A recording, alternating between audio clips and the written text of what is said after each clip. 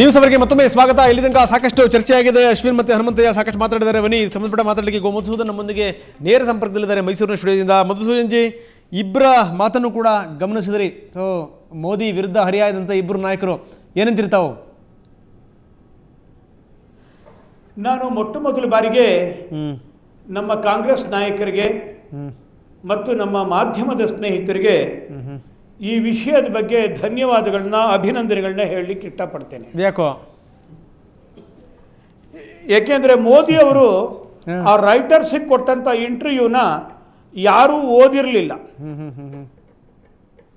ನೀವು ಇಷ್ಟೆಲ್ಲ ಪ್ರಚಾರ ಕೊಟ್ಟ ನಂತರದಲ್ಲಿ ದೇಶದ ಬಹುತೇಕ ಜನ ಆ ಇಡೀ ಇಂಟರ್ವ್ಯೂನ ಪೂರ ಓದಿದ್ದಾರೆ. ಅವರೆಲ್ಲರೂ ಸಹ ಪೂರ್ಣ ಅರ್ಥ ಮಾಡ್ಕೊಂಡಿದ್ದಾರೆ. ಆ ಕಾರಣಕ್ಕೋಸ್ಕರವಾಗಿ ಈ ರೀತಿಯಾದಂತ ಕುತ್ಸಿತ ಮನಸ್ಸಿನಿಂದ ತಿರುಚುವಂತಹ ಪ್ರಯತ್ನ ಅವರು ತಮಗೆ ಇಡೀ ಜನ ಓದಲಿಕ್ಕೆ ಬೇಕಾದಂತಹ ಒಂದು ಆಕರ್ಷಣೆಯನ್ನ ತಂದುಕೊಟ್ಟಿದ್ದಾರೆ. ಯಾರು ತಿರುಚಿರುವಂತವರು? ಅಲ್ಲ, ನಿಮ್ಮ ಪ್ರಕಾರ ತಿರುಚಿರುವಂತವರು ಮಾಧ್ಯಮಗಳ ತಿರುಚಿರುವಂತದ್ದು ಮಾಧ್ಯಮಗಳು ಮತ್ತು ಕಾಂಗ್ರೆಸ್ನವರು. ಅದು ಹೇಗೆ ಅಂತ ಹೇಳ್ಬಿಡಿ ಸ್ವಲ್ಪ ದಯವಿಟ್ಟು. ಯಾಕೆಂದ್ರೆ ಇವತ್ತು ನಾನು ಇವತ್ತು ಬೆಳಗ್ಗೆ ಕನ್ನಡಪ್ರಭ ಪತ್ರಿಕೆಯಲ್ಲಿ ಪೂರ್ಣ ಇಂಟರ್ವ್ಯೂ ಓದ್ದೆ ನಾನು. ಓಕೆ.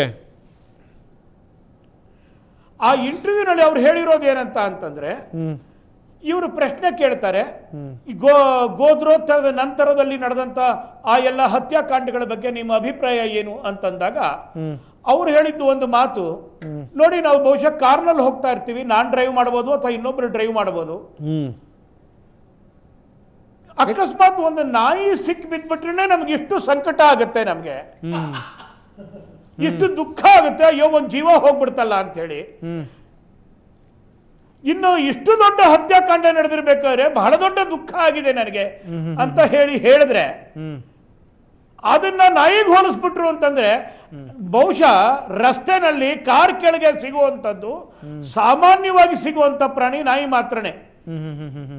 ಇನ್ನು ಹುಲಿ, ಆನೆ, ಸಿಂಹ ಎಲ್ಲ ರಸ್ತೆನಲ್ಲಿ ಕಾರ್ ಕೆಳಗಡೆ ಸಿಗುತ್ತವಾ ಅವುಗಳ ಉದಾಹರಣೆ ಕೊಡಕ್ಕೆ? ಆ ಕಾರಣಕ್ಕೋಸ್ಕರವಾಗಿ ಇದು ಒಂದು ಆಕ್ಸಿಡೆಂಟ್ ನಡೆದಿರುವಂತದ್ದು.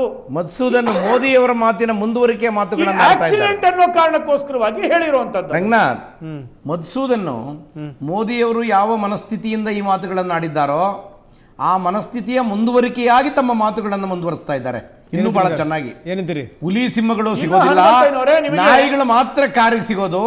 ಆದ್ರಿಂದ ನಾವು ಯಾವ ಸಮುದಾಯವನ್ನು ಕುರಿತು ಮಾತನಾಡ್ತೀವಿ ಅವು ಹುಲಿ ಸಿಂಹಗಳಲ್ಲ, ಅವು ನಾಯಿಗಳು ಅನ್ನೋದನ್ನ ದೃಢೀಕರಣ ಮಾಡ್ತಾ ಇದ್ದಾರೆ ಅವರು. ಹಾಗಾದ್ರೆ ನಾಯಿ ಜೀವ ಅಲ್ವಾ? ಅಂದ್ರೆ ನಾಯಿಯನ್ನ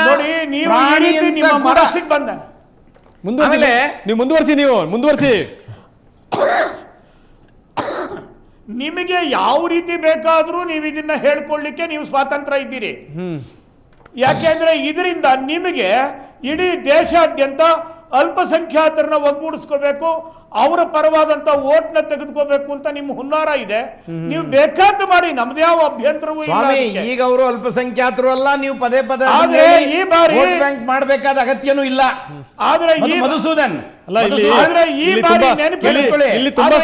ನೆನಪಿಟ್ಕೊಳ್ಳಿ, ನೀವು ಕೇಳಿಸ್ಕೊಳ್ಳಿ, ತುಂಬಾ ಸ್ಪಷ್ಟ. ಹನುಮಂತಯ್ಯನವರದಾಗಿರ್ಬೋದು, ನಿಮ್ದಾಗಿರ್ಬೋದು ಉದ್ದೇಶ ಬಹಳ ಸ್ಪಷ್ಟವಾಗಿದೆ. ಈಗ ಇದನ್ನ ಹೆಚ್ಚೆಚ್ಚು ವಿಚಾರಗಳನ್ನ ಪ್ರಸ್ತಾಪ ಮಾಡಿದಷ್ಟು ಕೂಡ ಅದರ ಲಾಭ ಅಂದ್ರೆ ಒಟ್ಟೊಟ್ಟಾಗಿ ಮತಗಳು ಎಲ್ಲಿ ಬಿಡಬೇಕು ಅದು ಕಾಂಗ್ರೆಸ್ಗೆ ಬರುತ್ತೆ. ನಿಮ್ದು ಕೂಡ ಅದೇ ಹುನ್ನಾರವೇ? ಈ ರೀತಿ ಮಾತಾಡುವಂತ ಸಂದರ್ಭದಲ್ಲಿ ಒಂದು ಕಡೆಗೆ ಒಂದು ಸಮಾಜ ಒಂದು ಕಡೆಗೆ ಆಯ್ತು ಅಂತಂದ್ರೆ ಇನ್ನು ಉಳಿದಂತ ಹಿಂದೂಗಳ ಇಡಿಯಾಗಿ ಓಟುಗಳು ನಮಗ್ ಬೀಳ್ತವೆ ಎನ್ನುವಂತ ಒಂದು ದೊಡ್ಡ ದೂರಾಲೋಚನೆ ಇದು ಅಂತ. ಸ್ವಾಮಿ, ನಾವು ದೂರಾಲೋಚನೆಯಲ್ಲೂ ಇಲ್ಲ, ದೂರಾಲೋಚನೆಯಲ್ಲೂ ಇಲ್ಲ, ಯಾವ ಭ್ರಮೆಯಲ್ಲೂ ಇಲ್ಲ. ಅದೇ ಒಂದು ಇಂಟರ್ವ್ಯೂನಲ್ಲಿ ಮೋದಿ ಅವರು ಹೇಳಿದ್ದಾರೆ, ನಾನೊಬ್ಬ ರಾಷ್ಟ್ರೀಯವಾದಿ Hindu, I am a nationalist Hindu ಅಂತ ಹೇಳಿದ್ದಾರೆ. ಯಾರು ಕೇಳಲಿಲ್ಲ. ಇಡೀ ದೇಶ ಒಂದು ಅಂತ ಯೋಚನೆ ಮಾಡುವಂತ ಜನ ನಾವು ಅಲ್ಲ.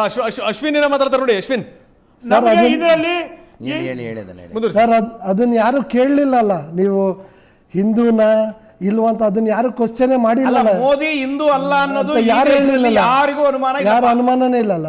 ಆದ್ರೆ ಪದೇ ಪದೇ ನಾನು ಹಿಂದೂ, ರಾಷ್ಟ್ರೀಯವಾದಿ ಹಿಂದೂ, ಅರಾಜಕವಾದಿ ಹಿಂದೂ ಅಂತ ಹೇಳ್ಕೊಳ್ಳೋದ್ರಲ್ಲಿಯೇ, ಆ ರೀತಿಯ ಪ್ರಚಾರ ಮಾಡ್ಕೊಳ್ಳೋದ್ರಲ್ಲಿನೇ ಹಿಂದೂಗಳಲ್ಲದವರನ್ನ ನೀವು ಉದ್ದೇಶಿಸಿ ಮಾತನಾಡ್ತಾ ಇದ್ದೀರಿ ಅಂತ ಅರ್ಥ. ಅದು ಏನಂತೀರಿ ಮಧು? ಹೌದ್ ತಾನೆ?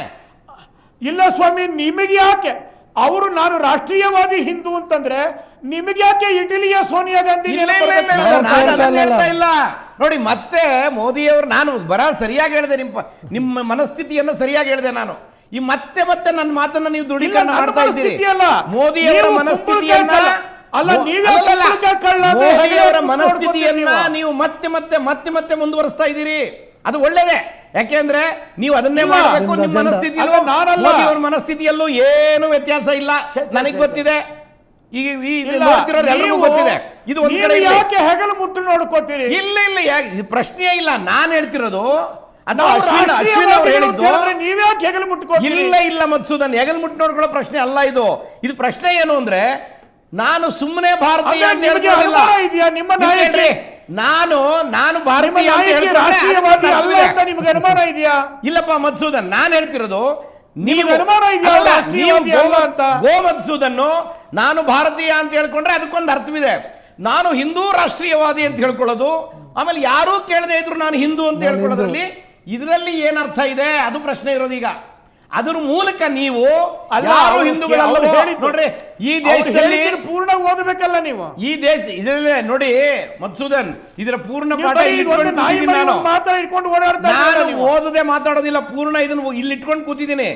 ಅದಕ್ಕೆ ನಿಮ್ಗೆ ಹೇಳ್ತಿದ್ದೀನಿ, ನೀವು ಹಾಗೆ ಹೇಳುವಾಗ ಸರಿಸುಮಾರು 30 ಭಾಗ ಹಿಂದೂಗಳಲ್ಲದವರನ್ನ ಉದ್ದೇಶಿಸಿ ನೀವು ಅಂತ ಮಾತುಗಳನ್ನ ಹೇಳ್ತಾ ಇರ್ತೀರಿ. That is your target. ಇಲ್ಲ, ಆ ರೀತಿ ಇಲ್ಲ. ನೋಡಿ, ಈಗಿಲ್ಲ ಅಂತ ಇದ್ದೀರಿ. ಇಷ್ಟೊತ್ತು ಅಲ್ಲ, ಮೋದಿ ಅವ್ರಿಗೆ ಯಾರು ಕೇಳಿದ್ರು ನೀವು ಹಿಂದೂ ಹೌದಾ ಅಲ್ವಾ ಅಂತ? ನರೇಂದ್ರ ಮೋದಿ ಹಿಂದೂ ಅಲ್ಲ ಅಂತ ಇಡೀ ದೇಶಕ್ಕೆ ಯಾರಾದ್ರೂ ಕೇಳಿದ್ದಾರಾ? ಯಾರಾದ್ರೂ ಪ್ರಶ್ನೆ ಮಾಡಿದ್ದಾರಾ? ಓಕೆ ಹನುಮಂತನವರೇ, ಮತ್ತಷ್ಟು ನಾನು ಚರ್ಚೆ ಮಾಡ್ತೀನಿ ಗೋಮಧುಸೂದನ್. ಹಾಗೆ ನೀವು ಸಂಪರ್ಕದಲ್ಲಿರಿ. ಸೊ ಇನ್ನಷ್ಟು ಮಾತಾಡೋಣ ಇದ್ರ ಬಗ್ಗೆ. ಅದಕ್ಕಿಂತ ಮೊದಲು ಸ್ಮಾಲ್ ಬ್ರೇಕ್.